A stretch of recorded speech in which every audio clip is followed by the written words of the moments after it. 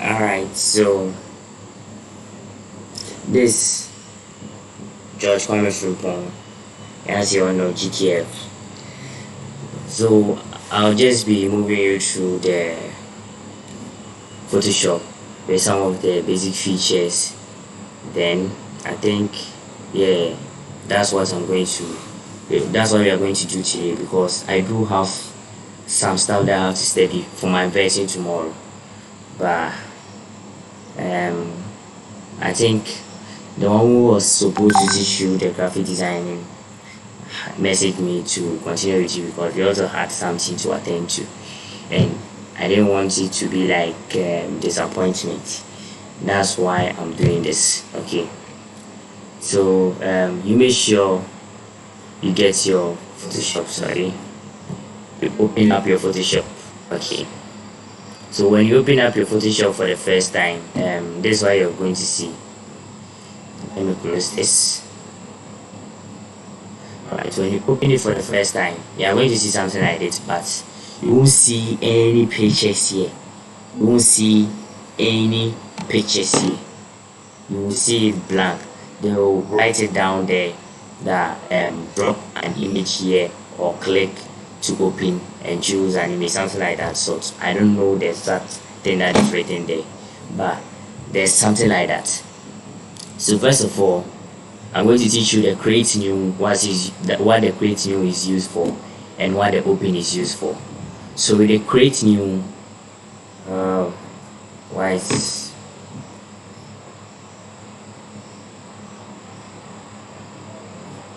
okay, so with the create new is used for creating templates.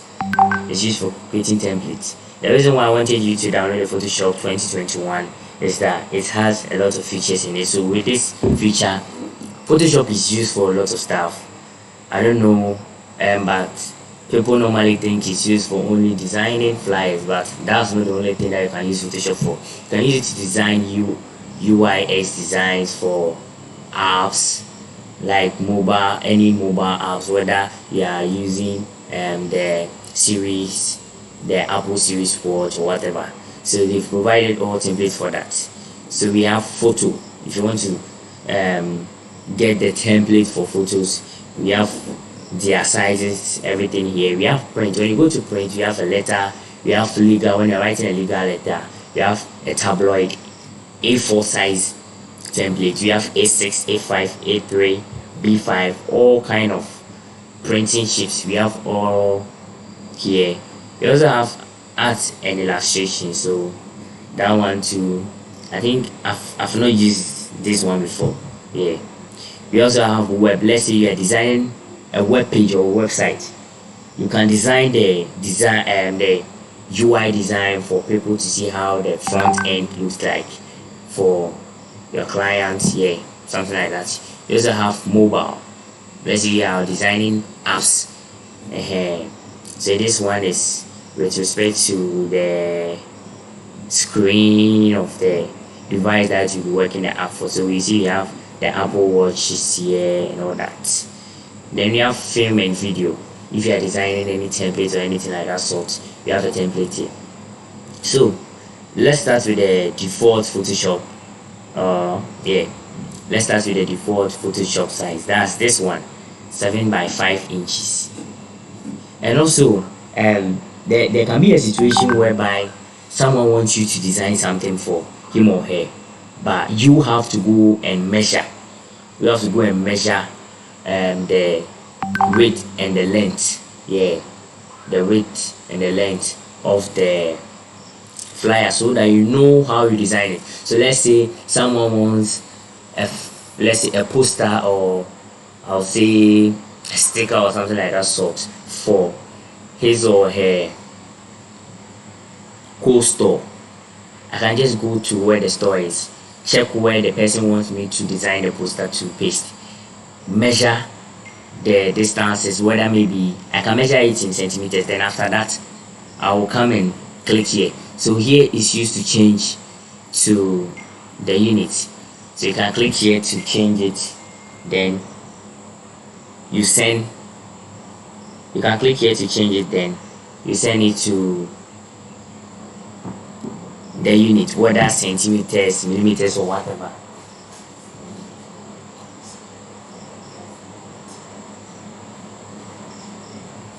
So that's it. So we go by the default Photoshop size. So you click on create. So it will create a normal Photoshop size, default size for you. That's 7 by 5 for you to design something here. Okay, all right. And we also have the open section. I should have clicked that side, but right now we've already created a new template here. So if you want to open up an image, open up any design that you've created already, you go to file, you go to open, or you can click new to create another template just like this. So here I'm going to just teach you the importance of these shapes here. I wouldn't teach you all of them until maybe when we are using some of the function. That's when you're using some of the tools, sorry, that's when I'm going to brief you about some of the tools. So we have this tool here that's called the move tool. Just like the illustrations that you see beside where the mouse pointer is used to move items. We also have this called the rectangular mark tool. Is used in making selections of rectangle shape and all that. But mind you, if you are using these tools are not the only tools that we have at the toolbox.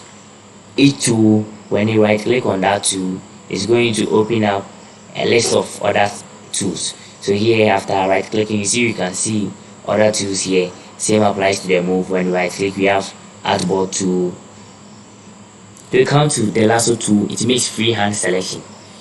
If let's say you see rectangular mark is for selection of shapes that are in rectangular shape. We have the elliptical mark tool for ellipse, single row for single row images or something like that. So yeah, same applies to the lasso. The lasso is for making selection of designs that are not irregular shapes here. That's why we call freehand selections. You also have this. Most of the times you see this rather there. You see this there. That's object selection tool, is for selecting objects. We have, when right click on it, you have quick selection tool, magic tool. We have crop. For crop, you all know the function of crop for cropping images. Okay. You also have frame tool. You have frame tool. That one too, we will get back to it. We have eyedropper tool, we have patch tool, then brush tool. I think these are basic things that you'll be using. We have eraser, we have paint bucket. Okay, all right. So I will teach you basic functions of some of these functions. There's some of these tools. Sorry, we have a tool here called the eyedropper. The eyedropper is used to select samples of colors from an image. That's how it works. So I'll say for, let's say we have an image. So here also talks about another feature. If you want to place an image onto your template, you go to file, you go to place embed, then you choose an image. So here I'll choose this picture. I think it's quite nice, yeah, and very colorful too.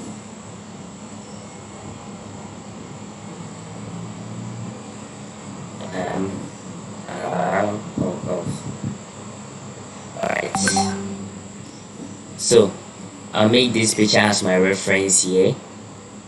So I'll make it very small here. Click enter. Alright, so let's say I want the color of the shirt, this shirt that the person is wearing. I want the color of that shirt, but how will I know the color code of that shirt? Because if you want to change your colors, you have to go to the side, click on it, then it will allow you to select colors that you want, any color. Yeah, but let's say I want color blue, this kind of color. but how will I get the same blue color? That's the problem. How will I get the same blue color? So that's where the eyedropper tool comes in. So the eyedropper helps users to select colors from images, colors that they need according to their preference. Okay, so here you see, when I click on the color that I want, this part is going to automatically change to the color that I will choose. So you see, now it's changed to blue. When I pick color yellow, it will change to yellow. When I pick white, to change to white. That's how it works. So we are done with the eyedropper tool. Okay, all right. Then I'm just moving straight to how to remove the background of an image. So from there, it will also enlighten you about some of the tools. But shouldn't I be say, okay, so follow up very well. I'm going to use my picture as an example here. When removing the background of images, there are a lot of ways. So I'll teach you all the ways. Number one, not all the ways, but the easiest ones.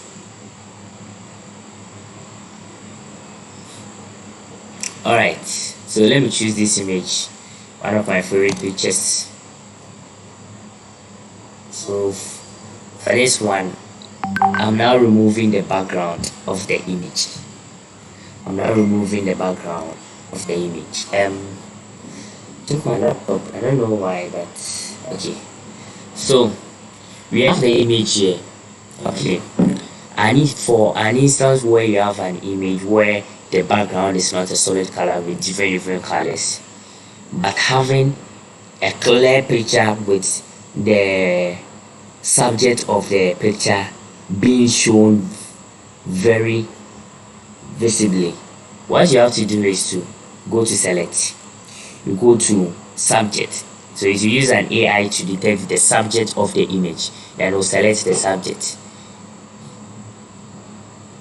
So you see, it's now selected. But that's why here you see here. Sorry, I have a call. Hello. Yeah. Yeah. I know they do. I think I have it, but they do some live session giving out resume. So I think I can put it. Sure. Alright, sorry, okay. So after the, you see, I gave you some kind of restrictions. If you want to use this method, make sure that the picture is very clear and vivid, or I will say the subject of that image is very clear and vivid. So if you're having a lot of people standing at the background, or a lot of people at the background, or other images at the background, you don't have to use this feature. Okay, all right. So in a case that after using this particular method, using the subject and it selecting the pictures automatically, try to zoom out to see whether all paths were being selected. All right, so if all paths were not selected, you go to object selection tool, you right click it, and you go to quick selection tool. So when you go to quick selection tool, this is plus. The plus means it is used to what? Add. So the plus is used to add parts supposed to be selected but were not selected. So you use that. And you see here, I can increase the size of the selection tool and decrease it by using keyboard symbols. So on your keyboard, where you have the curly brackets or the square brackets, that is used for opening. That one is used in reducing the size of the selection tool, and the one which closes is used for increasing. Okay, so here I use it to select parts that were supposed to be selected but were not selected. Same applies to the minus sign. If some parts were not supposed to be selected but it got being selected, you use the minus to remove all those parts. So let's say we had parts like this, which is not part of the head. I'll go to minus, then use it to select. So that's how it works. So when everything is being selected like this, you just have to go to this side. That's called the add a mask. So you click on it. Now the background is being removed, and when after removing the background, please save your pictures as PNG. If you don't save your pictures as PNG, this background that you've removed will appear as white. So when you're saving, you go to file, you go to export, then you go to export as.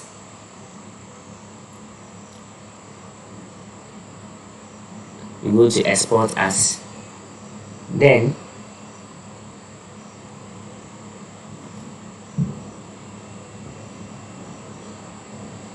it's already on PNG. So if it's a JPEG, you have to make sure you change to PNG.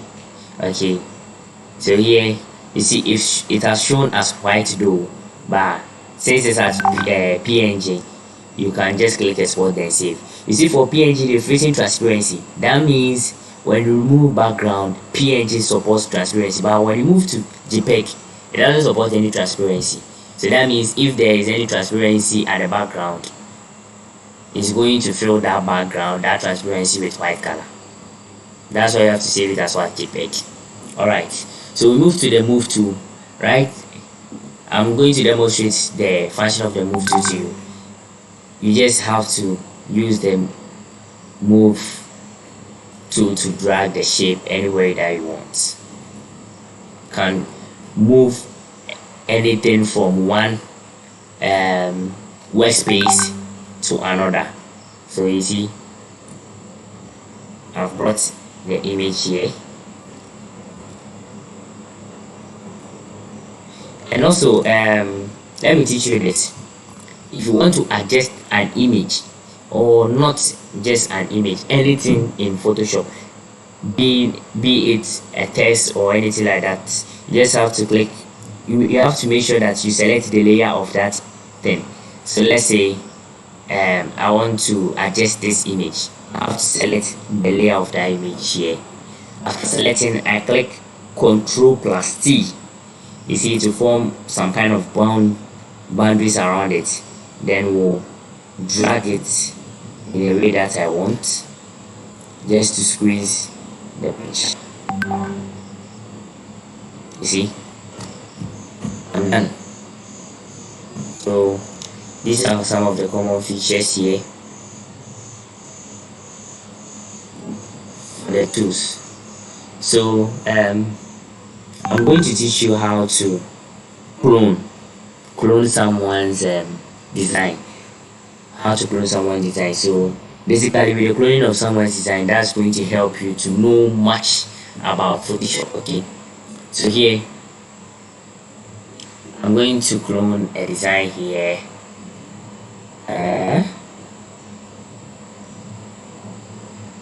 Alright, okay, so this is a design that I actually did this. So what we'll be doing here is that first you check the background of the flyer. So with this background, you can see that the background color is brown, right? This is common sense, and you know that this shape is a square shape. So you go here, automatically when you open your Photoshop, it's already at rectangle, but when you right click on it, you see other shapes here. So here, let's say I want to also create the same design, and here this is someone's image, so I want to create the same design and insert my image there. First I have to set what? The background color. Now the background color is brown, and I want to clone the person's design too. So I'll go to the rectangle first, but checking from our foreground color is white, but we want brown too, so you use the eyedropper to pick the brown color. Now it's being changed here. You can go back to your rectangle. Now you can draw the rectangle, but make sure that when you are drawing there, when you are cloning someone's design, anything that you do, you make it become a bit larger than the normal thing. So here my own is going to be a bit larger.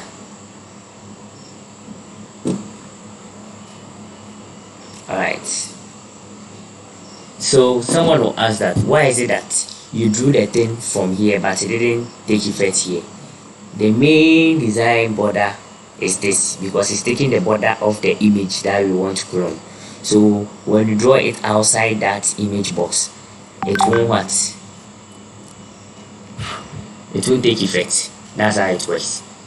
So right now you see we've drawn the brown shape. What's left again? This white background, because this part is also what? A white background. So we go to eyedropper, we pick white again, we come, then we draw the white background here. But when you are done with the foreground of the design that you are making, you see right now we can't see anything here. So how will we continue? So meaning we have to disable these shapes so that we can see the main design. So by disabling them, we have to turn off this visibility icon. But you can turn them on to take effect. Okay, alright. So after turning them off, now you can see it very clear. So what's next is designing this framework. Okay, so in designing this framework, we will choose rounded rectangle. Automatically, when you are using the rounded rectangle, it has a radius of 10 pixels. So here you just have to draw the rounded rectangle and make sure that it exceeds the shape that was there already. Now we have the shape there. What we can do here is that you have to turn off so that we spy the picture very well. So you could see that with the shape, it was only this part that was curved and this part that was curved. Here and there weren't curved. So you make sure that this side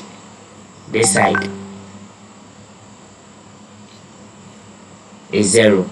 But before that, you have to turn off this, because if you don't turn this off, whatever that you input here, that same value will be replaced with the other points or with the other edges. So you turn this off. You see, let me show you something. When here is turned on, whatever that I'll type here, let's say 20. You see, all the vertices have been changed to 20. If 39, same thing, 39.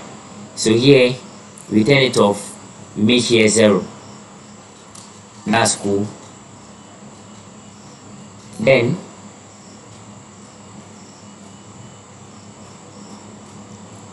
for this side to make it 0.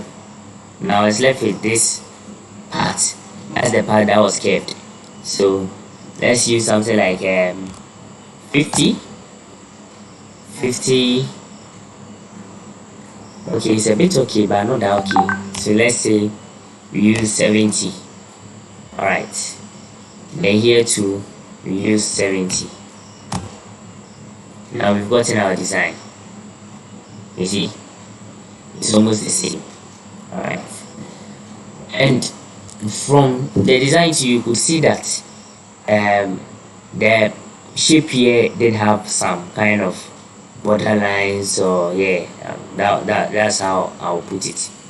So stroke, that's the border lines. Yeah, stroke, the stroke is used for what? Border lines. So here, since the shape color is white, we wouldn't know the stroke, or I'll say the border line, if we also go by the white color.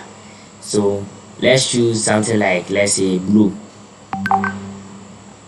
Let's choose blue, and with the stroke is too large, 20 pt is too large, so let's make it like 4. If we check and you see that it's very small, then we increase it.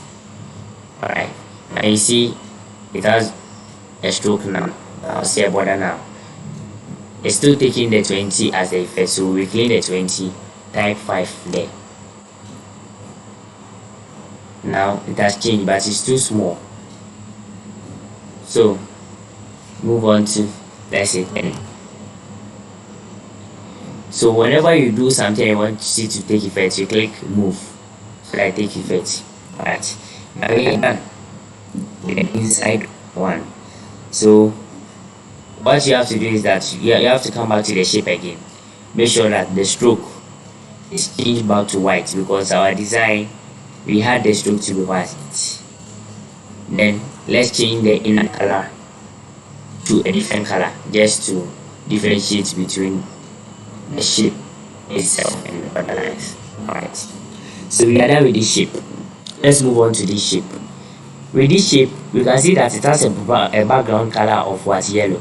So we use the eyedropper to choose color yellow. Come to the shape once again, and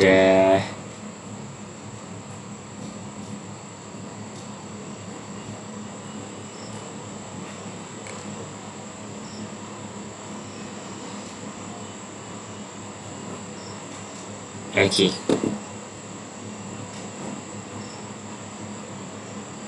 so now we will draw the shape over it. But after drawing the shape over it, you can see that with this shape that we've drawn, the main shape doesn't have any border lines. So what you have to do is to turn this off by clicking here. Now it has been removed. After it being removed, what's next is making the edges, because you can see that, let's turn it off so that we spy it very well. Look, we have some edges here. So we start inputting our values, let's say starting from 30 to check. Alright, if let's say you enter and it's not working, just click on properties here. Your own, you will see it at this side. That's where you see your properties at. I intentionally move my properties here, and by yours you will see it at the top of this layer at this side. Whenever you click on that layer, you see the properties at the top. So when you scroll down here, since the edges are the same, you can click here so that whatever that you type here will be the same input for other edges. So I'll type 30.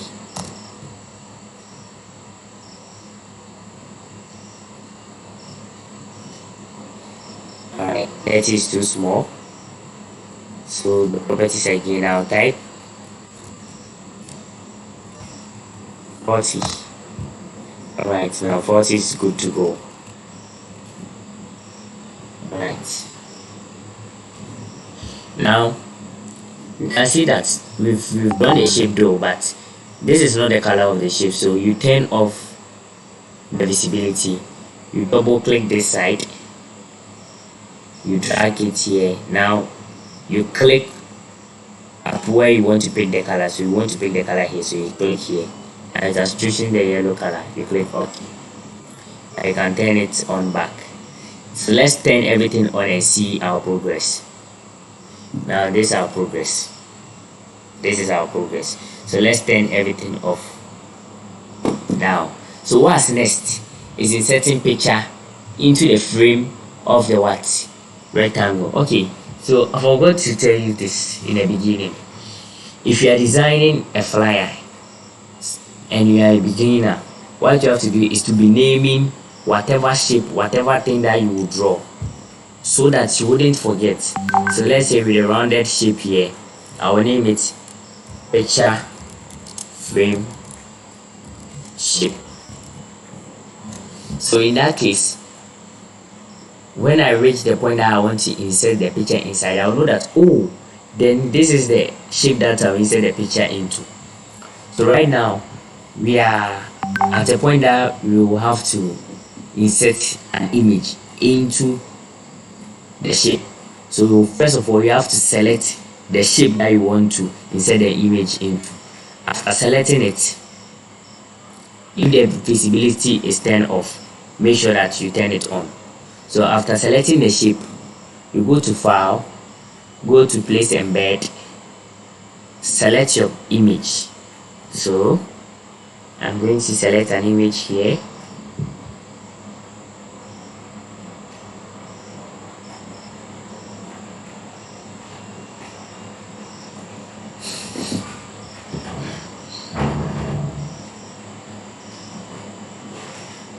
Okay.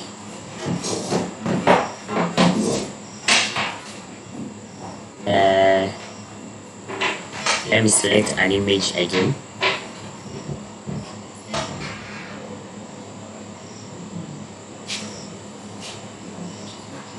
I'll select an image again.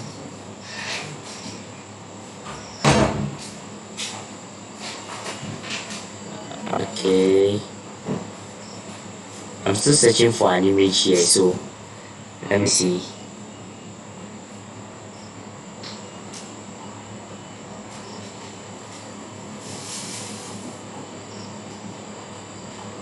Okay, so let me select this image just like that.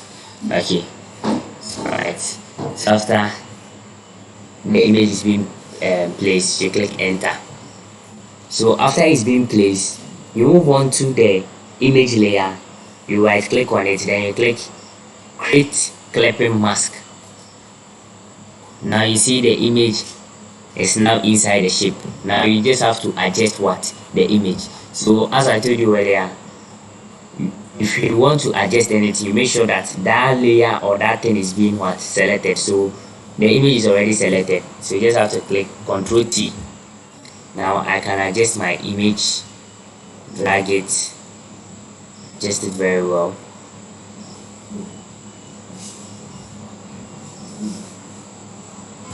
Enter. Now I have the image inside. So let's turn everything on back and see our progress. Alright. So I think we will have to end here so that the next time we will continue with it. I'm really tired and I do have to also study for some betting tomorrow. Yeah. So let's continue some other time. But before that, I would like to move you through some small thing about website development. Okay. So for website development, the other time I asked some people to search for assets. I don't know if any of you watching this video